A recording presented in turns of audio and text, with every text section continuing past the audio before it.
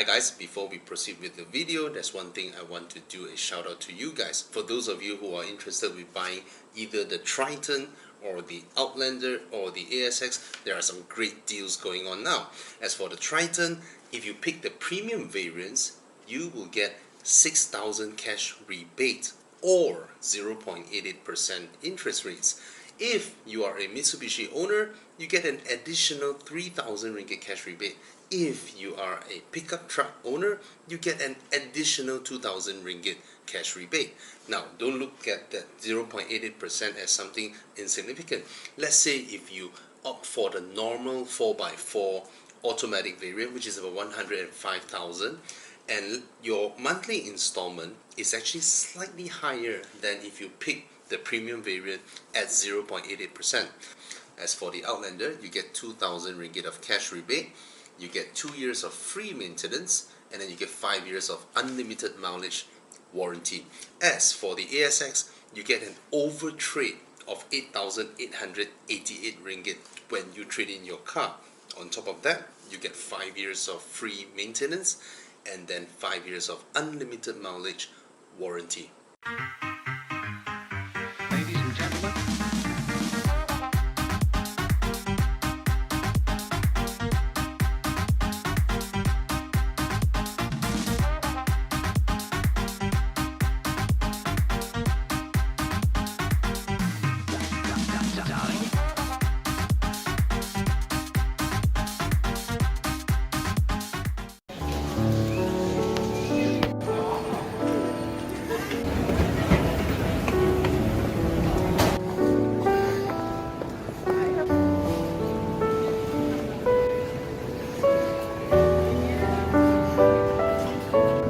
Tesla.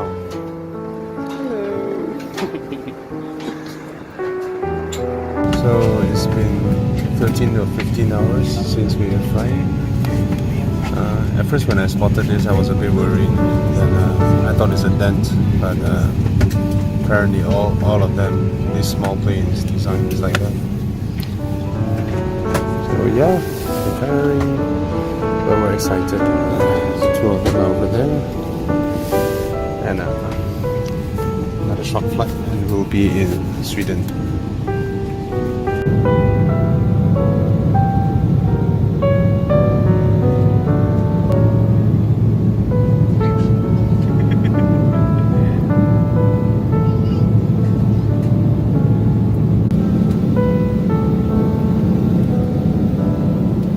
That's beautiful Sweden. Here we come.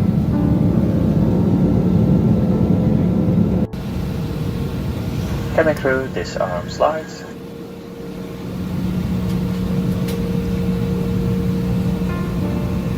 It's nice.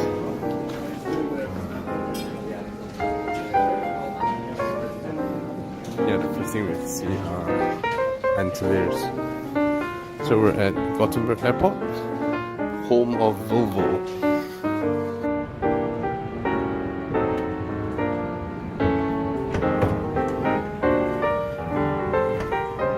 So this is Gothenburg Airport's arrival hall. Now here's where we collect our luggage. Oh, it's here already. Brilliant.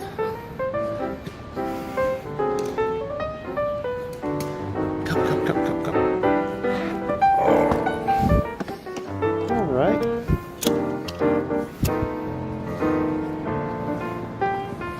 Beautiful. And that's the V90 cross country. I think that's the Ocean Race Edition. Yep, the Volvo Ocean Race Edition. Lovely. XC90. So you yourself stay in Gothenburg? Sorry? You yourself stays in Gothenburg as well? Yeah. Ah, okay. In the west of the city. All 27 years you've been in Gothenburg? No, I lived 2 years in the north. Okay. So this is the largest amusement park in all of Scandinavia? Yes. Wow. These old buildings. Yeah, the building it belongs Very to. old. The amusement park is called Liseberg. Okay. Yeah. So these are the streets of Gothenburg.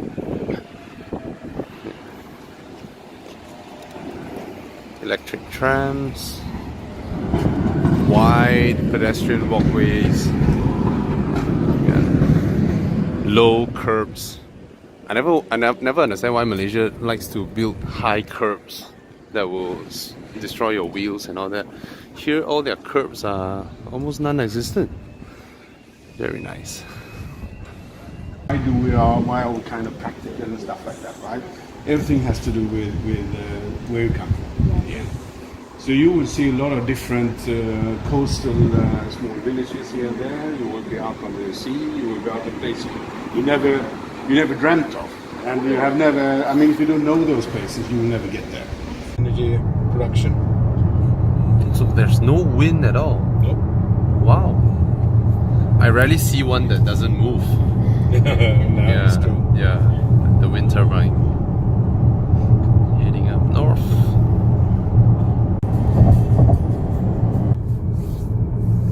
You have forced ventilation in the house all the time. In the afternoon, right? Everyone, very many Swedish people have a boat because we have so much waters here, right? Yes. So everyone loves to go out on the boat. Unbelievable landscape.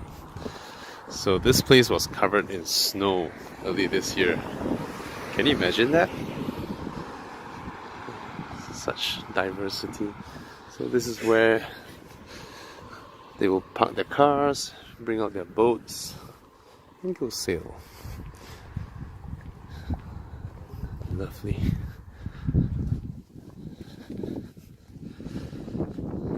This is the kind of culture, the kind of experience we will never have in Malaysia.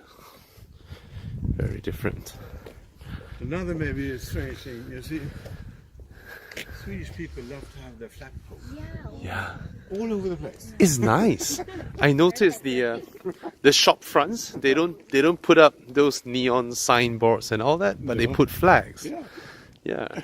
It's culture, right? I don't know where it comes from. Vikings. Because flags is where you mark your territory. Yeah. Right. Show this identity. Yeah.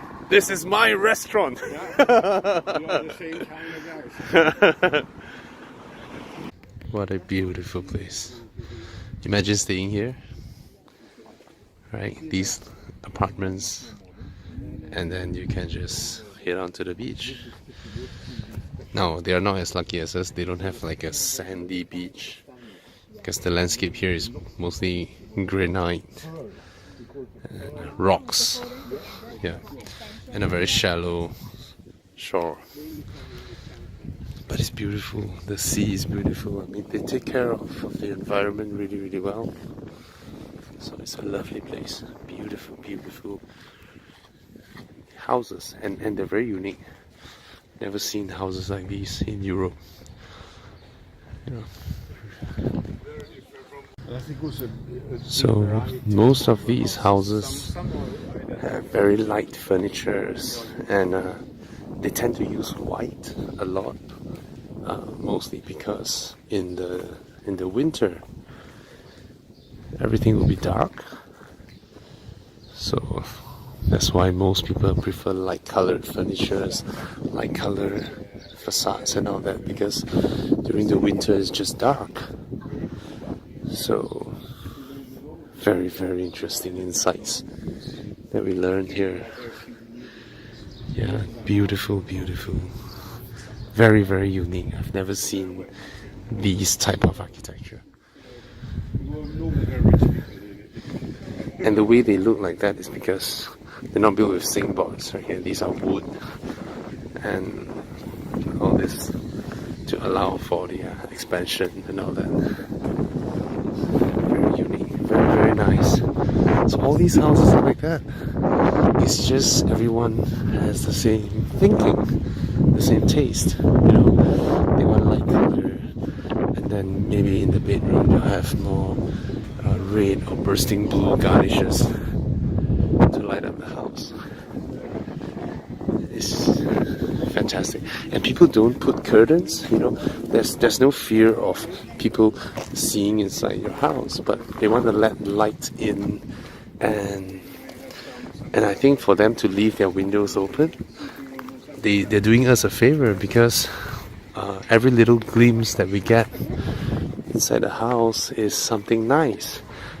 A pot of plant or something. I think this is something that we Malaysians or Singaporeans should learn. You see, draw our curtains open, you know, put up some decorations, and it's generally nice to see outside and to have eye contact with your neighbors or your passerby. It's something great. Look at that, beautiful. See, can you imagine if everyone draw their curtains? It will be so different, right? Imagine every window we see here are shut, then it will be so different. So beautiful.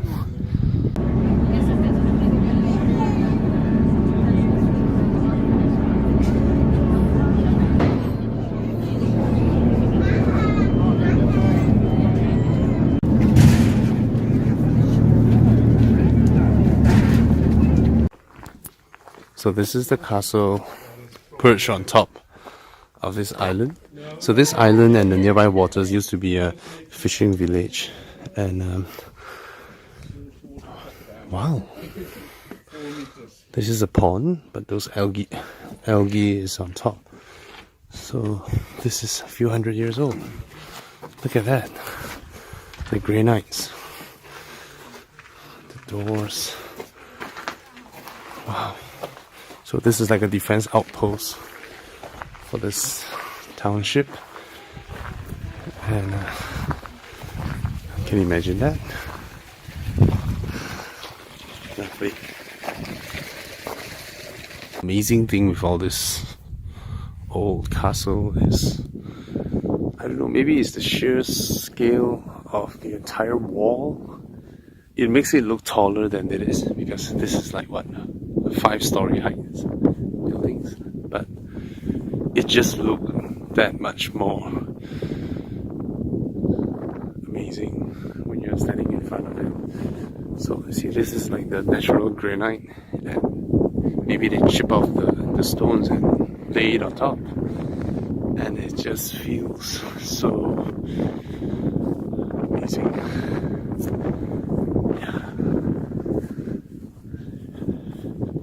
Pretty epic. Yeah, the kids play football over here now. So these are some side gates. You can imagine the horse carriages coming in. Yeah, very old castles. At least a few hundred years old, at the very least. Your course from when you go to Denmark. And then, you know, from Hetteberget to Skagen, which is on the other side, it's 248 degrees, I remember in my head. Yeah. I've done it a few times. Oh. So what you do then is you go out, and then today's westerly winds, so you have to cruise. That will take you about 10 hours to get there. To 10 to 12 hours. And when you're out in the middle, you see no land whatsoever. to Denmark. Yeah. Oh. Okay. Because it's 40 nautical miles. And the first thing you see when it's clear weather on the Danish side is quite a big lighthouse on the Danish side. Because Denmark is very, very flat. Yeah. But there's a big lighthouse coming up, and it's about 40 meters tall. Okay. And then you know that you're right. If you don't see it after 10 hours, you know you're wrong. And then you'll be heading to Scotland. Then I'm heading in Scotland. Not good at all, right? But you know, everything is okay when the weather is good. That's no problem whatsoever. Yeah. But the funny thing, if you go look at that one over there, there is also a lighthouse. Yes. That was built somewhere around 1820. Yeah. And the name of that one is Pater Noster. And Pater Noster is Latin. Yep. Oh. Just as Volvo is Latin, right? Yep. You know what Pater Noster means? Our Lord. Oh. Because this area along the coast is terrible. There are probably around 100 wrecks out here. Okay. Because there's so many bad or shallow places which you, if you don't know how to navigate, Yep. you hit it and you destroy your ship. Yeah. And so this is really, really world famous for being bad waters. So you have to be very, very concentrated on doing the job here, right? Yeah. So Paternoster, that's why they built this place, and it's made by a designer called Werner von Heidenstam, and he managed. It's a kind of a It's a central tube, but then it had a lot of wires and like they did in Eiffel Tower. Yeah. So they did a lot of crossings and stuff like that. So it's very nice. And they brought it down some 15 years ago and renovated it completely because the rust was killing it. So now it's fresh and nice again. Ah. But the problem is to get to this bloody place because there are grounds all over the place, right? Yeah. So outside Paternoster and slightly further north and south here, a lot of grounds. Mm-hmm. And a lot of wrecks. So it's for divers, it's a great place. They can go out and go diving here. Right? So it's very shallow. Yeah, so, you know, all rocks. Then it's 80 meters. Yeah. And then within 20 meters, it's, you hit it. Okay. So no pre-warning. Yeah. Give her any privacy. Good manners, huh? So all these trails are really old. So basically that's how people travel through long distances for centuries, before the industrialization, before the civilizations building roads and all that. Basically that's how it is, and getting robbed by someone else, yes. So can you imagine that? This kind of trails.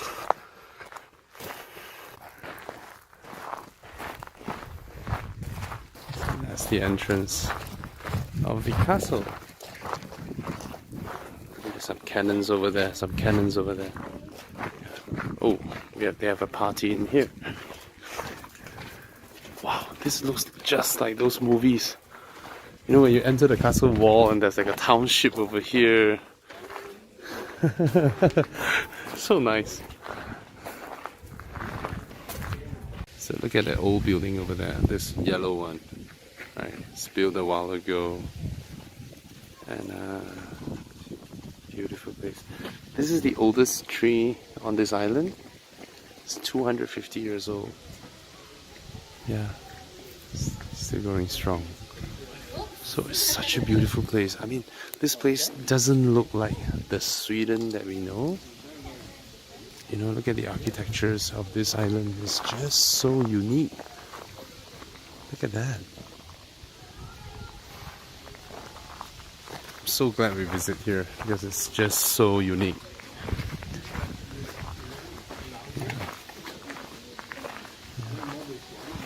Lovely, lovely houses.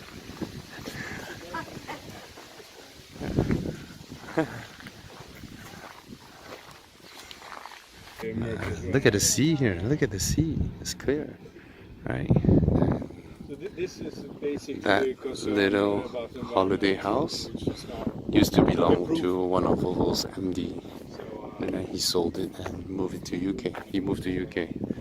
So for this guy, this Norwegian guy, to put up a Norwegian flag over here, it's pretty brave and pretty taunting to say the least. See, that's a Swedish flag and there's a Norwegian flag. So yeah, in a country where everyone loves to fly flags, they put up flags when they're home, then they put up the Swedish flag to tell everybody I'm home. It's a country that loves flags. Everybody puts up flags. Yeah. 17, 18. Beautiful.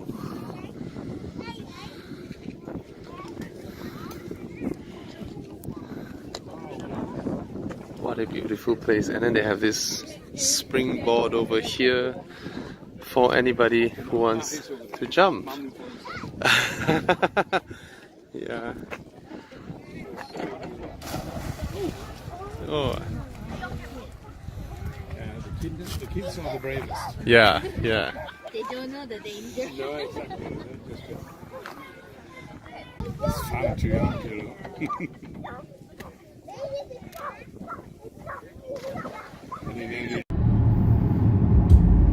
This is actually a golf club up there, right? Oh, yes. Yeah, they're playing golf. There is.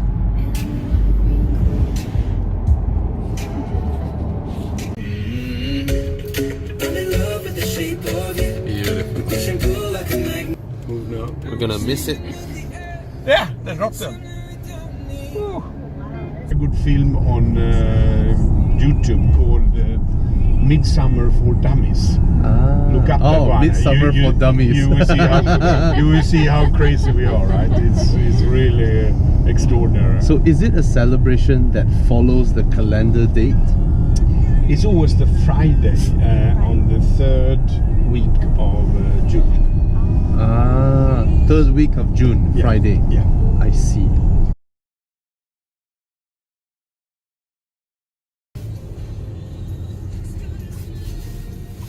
So the total factories, I think, is about 2.5 or 3 kilometers long. The entire factory is Yeah. 3 kilometers long. Right. So this will be the what? C shop. C? C shop. That is the final assembly. Oh, final assembly Right. is here. Right. So all the way up there will be the stamping and all that. That's further down there. And Yeah. the painting is, you see behind. Yeah.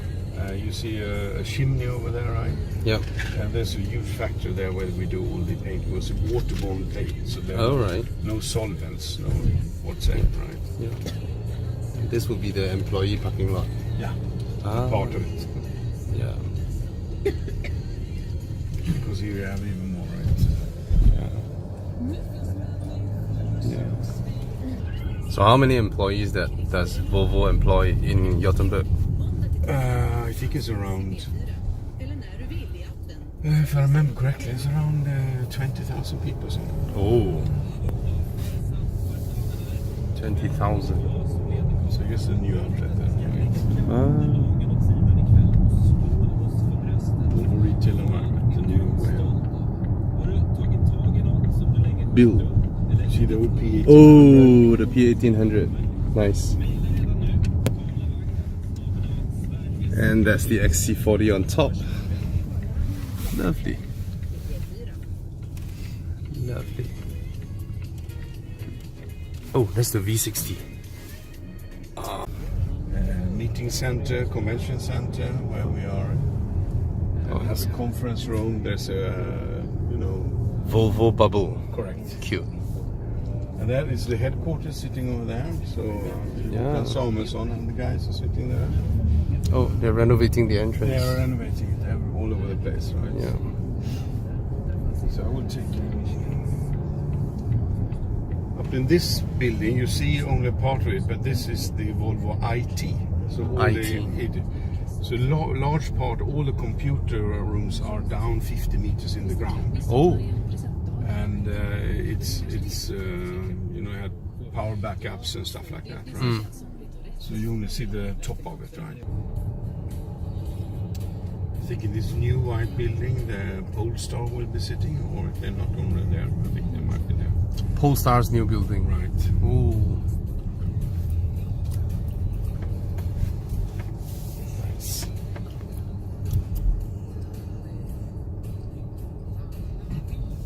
And to the right, you have a pilot plant where they test that it's possible to build everything, right? And here you have the lower end of the R&D. So the R&D continues like that. Actually, the building continues for another few hundred meters. Yeah. So here you have all the labs, all the tests, all the emission, everything what you need to validate. Is there.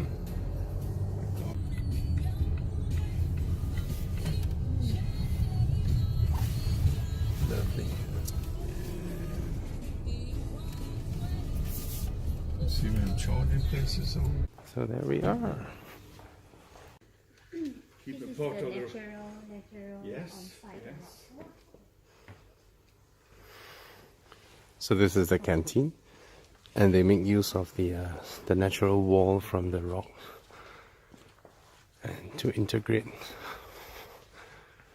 Very clever. See, it continues all the way out. Brilliant.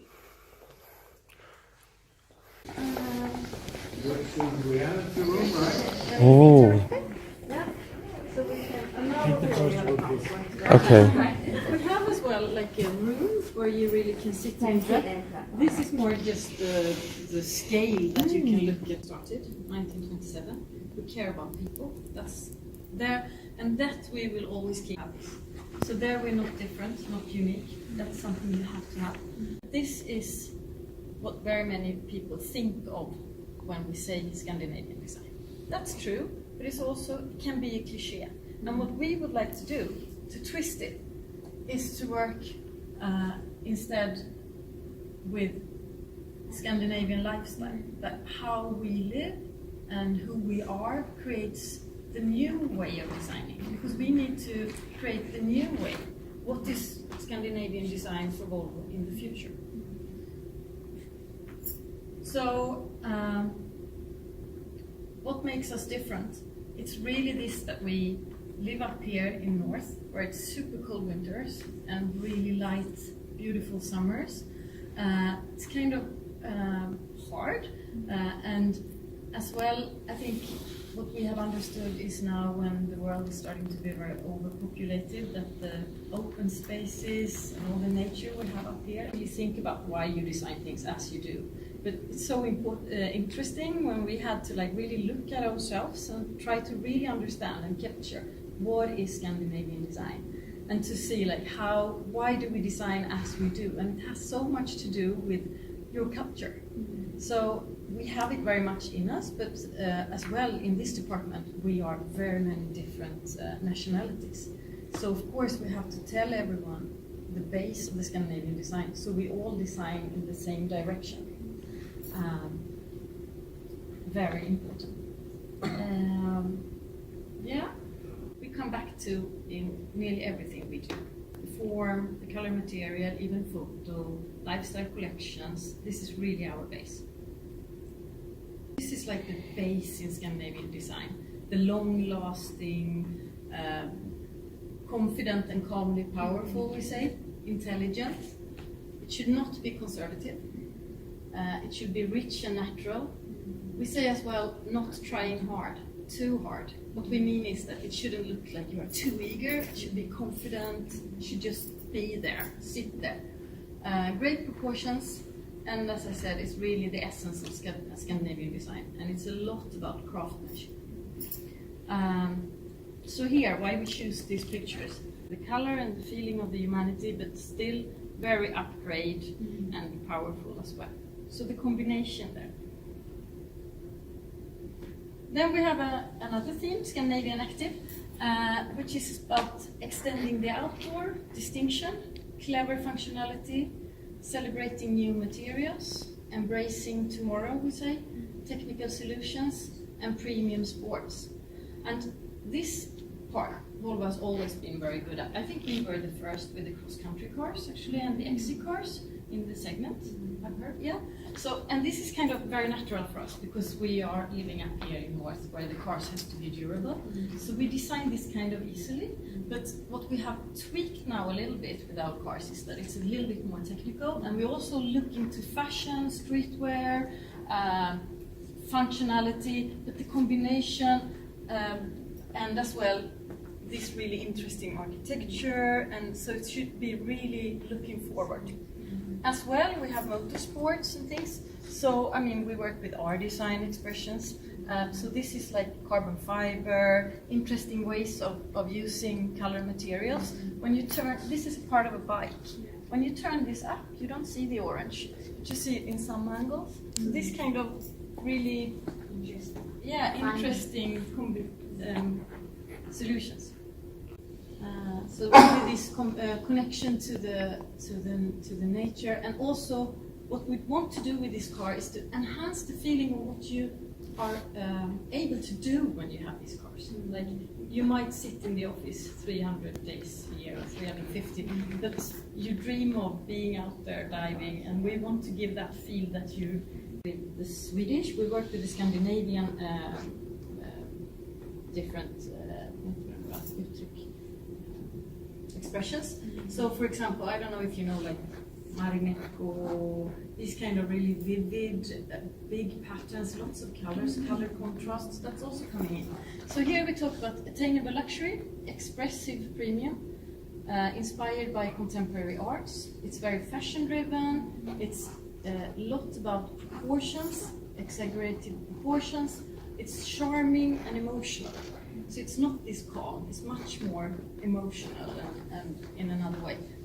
Yeah, but actually if you think in another way, and I think that's a big thing of being a designer, that I think being a human being, the basic is that it's hard to change. Everyone thinks, oh, should I change my thinking? But that is what you have to do if you want to go do make good designs. We're always like looking at it from a new angle, and that's how you come further. So it's very hard sometimes, but very The fun. gear knob. Color in different effects of the metallic. So it's a really nice job to work with. Unfortunately, we don't have a name here, but it's called denim blue.